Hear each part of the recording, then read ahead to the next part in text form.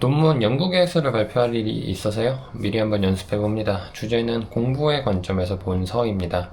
여기서 공부의 관점은 유학이 지니고 있는 삶의 기술이라는 측면을 간과하면 안 된다는 페이민이라는 학자가 체계화한 겁니다.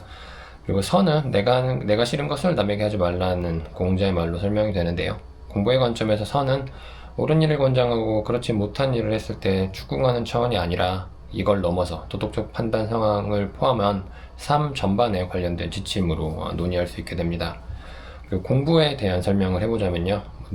페이민 니는 공부라는 단어를 다양한 측면에서 사용해서 이해가 약간 어려워지는 점이 있습니다.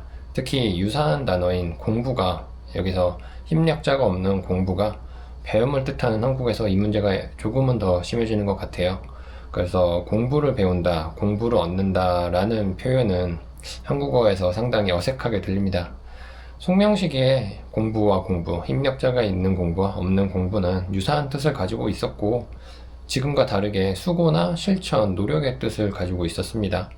니는 뒤에 힘력자가 있는 공부에 특별한 의미를 부여하는 거고요.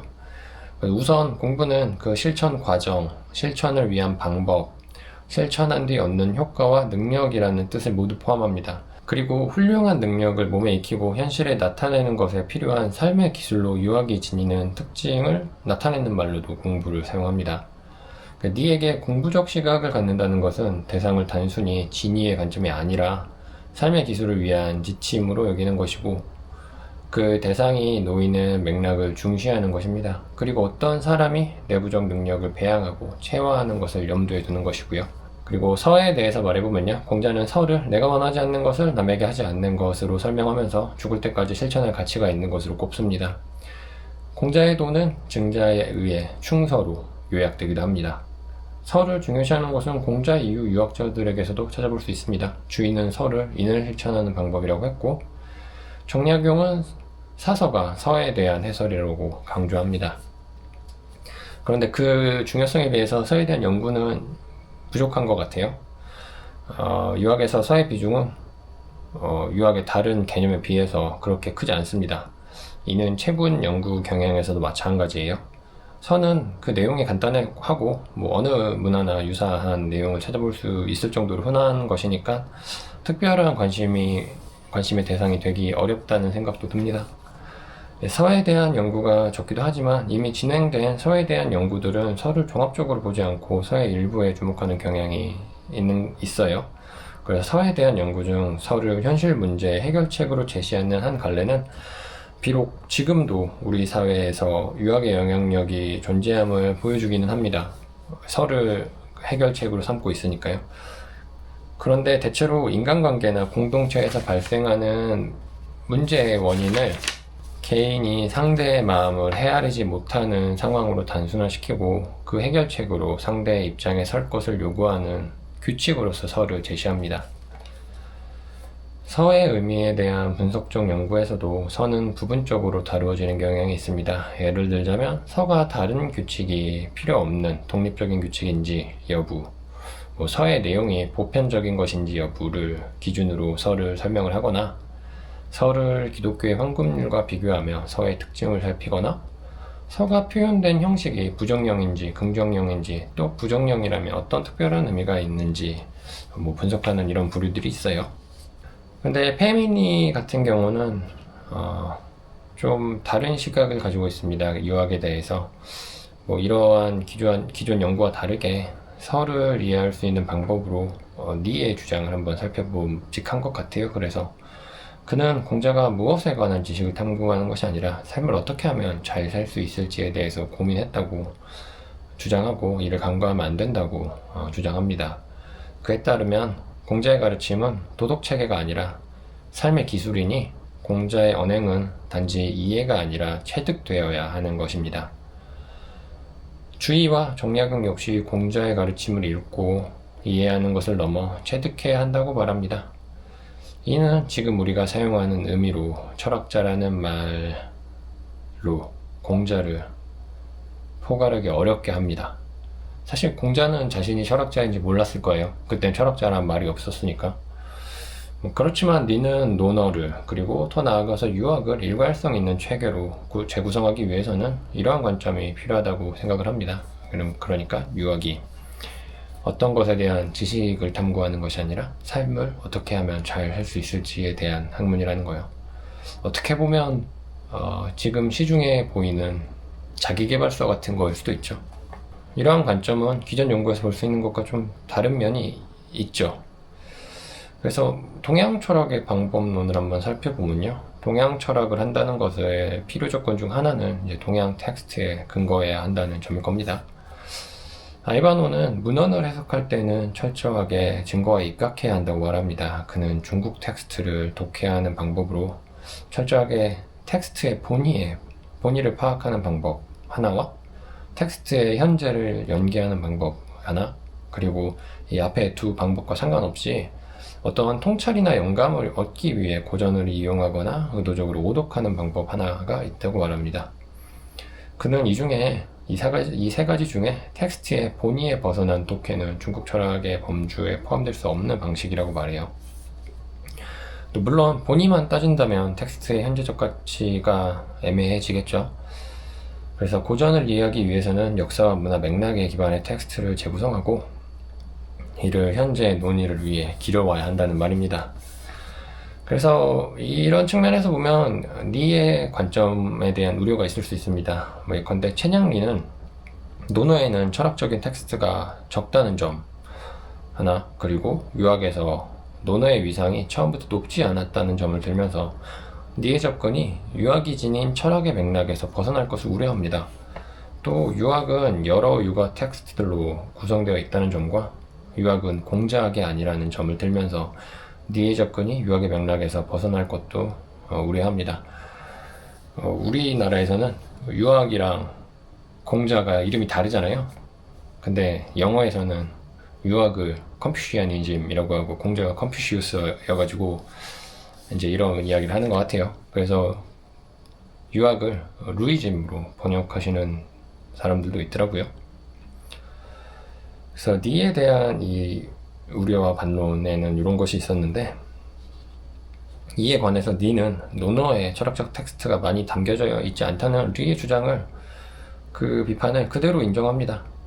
사실 그렇다는 거예요. 그리고 그 부분을 인정해야지 논어, 공자와 유학을 제대로 이해할 수 있다고 보는 겁니다.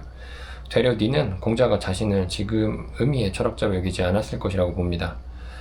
니는 서양 철학이 탐구한 지식과 다르게 공자의 가르침은 무엇에 대한 설명이 아니라 어떻게 하는지에 대한 행동 방침이 주를 이룬다고 설명합니다. 그러니 이를 간과하면 논어를 제대로 이해할 수 없다고 주장하는 거고요. 그리고 논어는 이미 한대 경정 목록에 들어갔고 주위에 오면 사서 중 하나가 된다는 점을 들면서 유학에서 논어의 중요성은 시간이 지날수록 부각되는 점을 지적하면서 유학의 다른 텍스트들은 공자의 언행을 담은 논어의 정신을 담고 있기에 유학 텍스트로 평가될 수 있다는 것을 주장합니다. 그러니까 유학이 진행돼 가면서 공자의 그 논어의 가치가, 논어의 중요성이 더 커졌고, 이런 논어를 중심으로 다른 텍스트들이 유학 안에 엮여져 왔다는 설명인 거죠. 그리고 논어 속의 공자는 유학을 대표할 수 있다고 보는데, 유학은 공자를 인용하고 해석하며 발전했기 때문입니다. 그렇죠. 유학은 어떤 모범을 따르는 걸 굉장히 중요시하지 않습니까?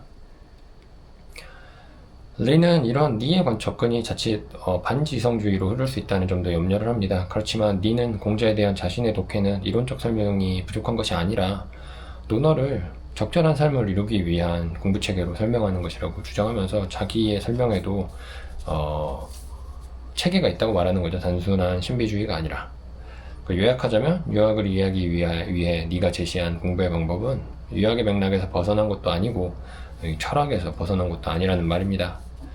그래서 이 연구는 니의 관점을 비판적으로 수용해서 서를 이해하는 기존 관점의 한계를 극복한 서에 대한 대안적 분석을 시도해보려고 합니다.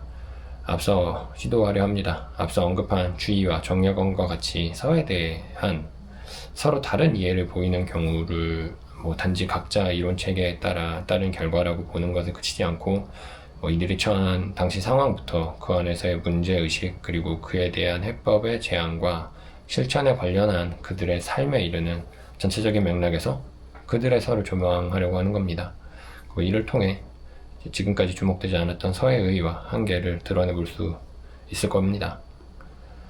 그래서 논문 안에서는 공부에 대한 관점을 통해서 공자주의 정리학용을 살펴보려고 하는데요.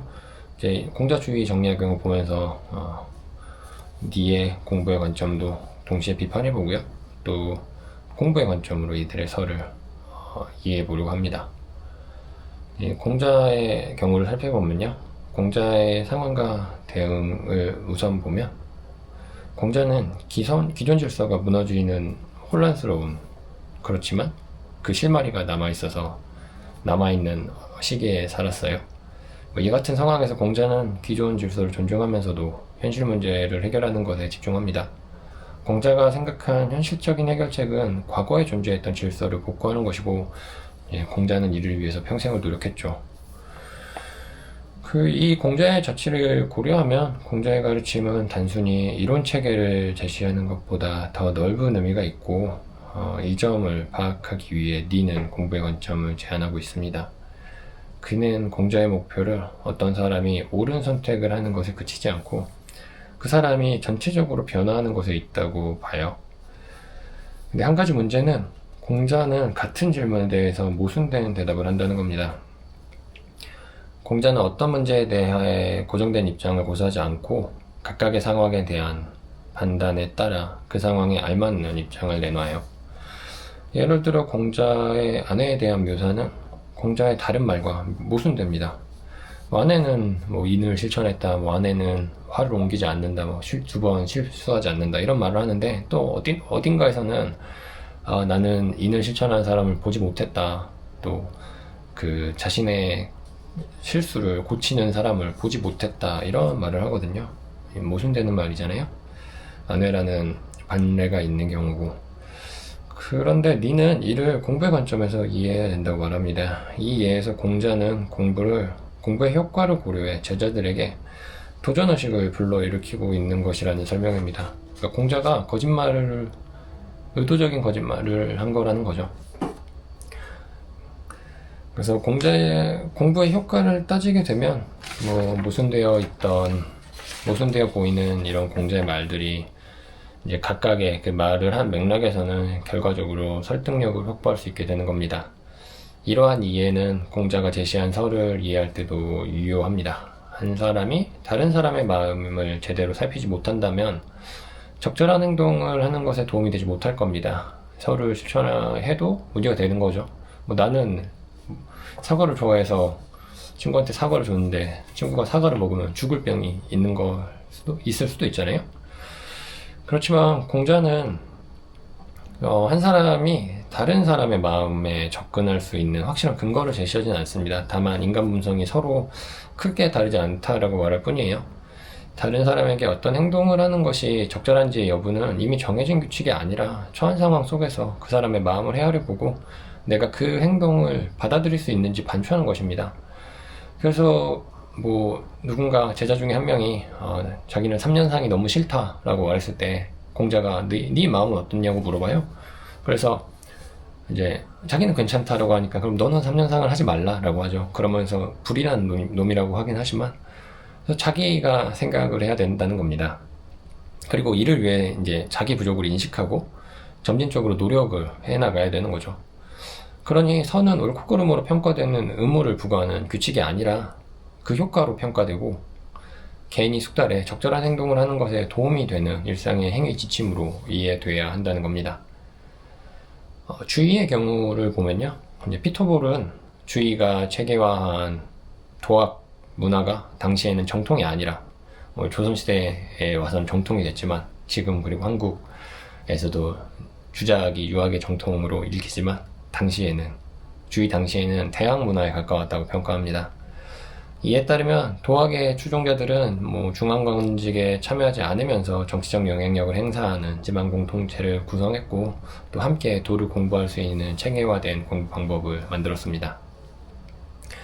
그리고 이전에 없을 정도로 스스로의 권위를 주장해서 기존 문헌적 전통을 대체하려 했습니다. 예컨대 대학에 대한 주의의 해석 같은 게 여기에 들어갈 수 있는 거죠. 없는 말은 막 끼워놓고요. 그래서 이런 상황에서 주의를 살펴보면요, 주의는 공부하면서 중요한 것으로 이제 점진적인 노력을 듭니다. 꾸준히 하다가 보면 언젠가 완전해질 수 있다는 설명입니다. 이는 서에서도 마찬가지예요. 주의는 서를 설명할 때 이상적인 성인에서와 현실적인 배우는 사람에서를 구분을 합니다. 성인에서가 완전한 것이라면 배우는 사람에서는 하나하나 확장해 나가야 되는 겁니다. 그리고 배우는 사람이 성인에 일치할 수 있다는 가능성을 형이상학적인 체계를 도입해서 설명을 하죠. 뇌는 실천 측면에서 형이상학적 설명이 꼭 필요하다고 보진 않습니다. 유학에서 실천의 근거는 발에서 모두 절도에 맞게 하는 그 효과를 통해 증명되는 것이기 때문이에요. 굳이 인간의 본성이 어떻게 됐다, 뭐 이런 것을 설명할 필요가 없다고 보는 거죠. 하고 나서 결과를 보고 수정해 나가면 되는 일이라는 설명입니다. 그는 유학 심성론에서 선을 택해 굳게 지키는 것은 이성을 통해 법칙에 따라 결정하고 지키는 것이 아니라 활쏘기할 때 관역의 중심을 맞추지 못하면 자기 몸에 돌이켜 찾는 것처럼, 자기 몸에서 문제를 찾는 것처럼 행동에 따라 무엇이 선인지 확정하고 그 후에 굳게 지키면서 성공적인 결과를 쌓아가는 것이라고 설명을 합니다. 그러니까 아무리 지난번에 했던 행동이 선한 결과를 낳았어도 또 상황이 다르니까 달라질 수 있는 거예요. 움직이는 관역을 쏘는데 같은 방식으로, 같은 자세로 활을 쏘면 관역에서 영 멀어져 버릴 수도 있습니다. 그렇지만 니는 주의의 형이상학적인 설명을 공부의 효과 측면에서는 긍정을 합니다. 성인이 될 수 있다는 설명은 공부하는 사람을 북돋아 줄 수 있다는 설명이에요. 이제 아이들에게 너는 착한 아이야 라고 말하는 것처럼, 나쁜 짓을 했어도. 그래서 공자는 귀신과 같은 대상에 대해 알 수 없다고 말하면서도 제사 지낼 때는 신이 있는 듯 한다고 말합니다. 니는 여기서 신이 있을 것 같이 하는 태도가 중요하다고 봐요. 단순히 좋은 결과를 내기 때문에 신이 있는 듯이 하는 것이 아니라 그 근거를 자신에게 두는 것이기 때문입니다. 내가 신이 있다고 생각하는 거잖아요. 그래서 니의 설명에 따르면 공부하는 사람의 서와 성인의 서가 같다는 말은 둘이 논리적 동치가 될 수 있다는 말이 아니라 이제 공부의 효과를 고려한 권위로 이해해야 된다, 이런 식으로 설명을 하는 거죠. 정약용의 상황을 보면요, 정약용은 당시에 지식인 관료들의 무기력과 무능의 원인을 성리학적 세계관에 있다고 여기고 이를 재구축하는 데 노력을 했습니다. 수정하려고 했는지 이런 거는 판단의 여지가 있는 것 같아요. 정약용이 주작 안에 있는 사람인지는. 그의 노력은 경악에만 머물지 않고 사대부들이 따라야 할 구체적인 공부 방법을 제시하기도 해요. 예를 들어서 목민심서 같은 경우는 이제 관직에 오를 지식인 계층이 어떻게 해야 되는지를 아주 세세하게 말해주죠. 그래서 관직을 얻기 전부터 관직이 끝났을 때까지 모든 과정을 아주 세목을 따져가면서 설명을 합니다. 그리고 그는 어떤 성리학의 당시의 문제를 해결하기 위해서 본래 주의가 아닌 공자가 의도한 뜻을 다시 밝히는 것에 집중을 해요. 그리고 때로는 주의의 의도를 왜곡하기도 합니다.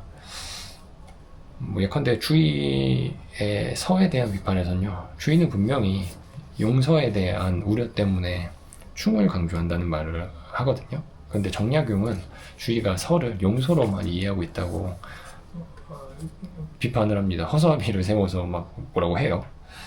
근데 이러한 모습은 권위에 호소하는 오류를 범하였다는 비판으로부터 자유롭지 못할 수 있습니다. 이게 공자의 권위에 의존하는 거죠. 이게 공자의 권위라고 말하면서. 그렇지만 정약용의 목적이 공부의 효과에 있다고 본다면 그의 논리적 오류는 공자의 모순된 말이 이해되는 것처럼 받아들여질 수가 있는 겁니다. 공부의 체계 안에서. 그래서 이렇게 공부의 관점으로 주의와 공부의 관점을 비판적으로 보면서 주의와 정약용과 공자의 서를 비교도 해보고 하면서 분석해 보려고 합니다.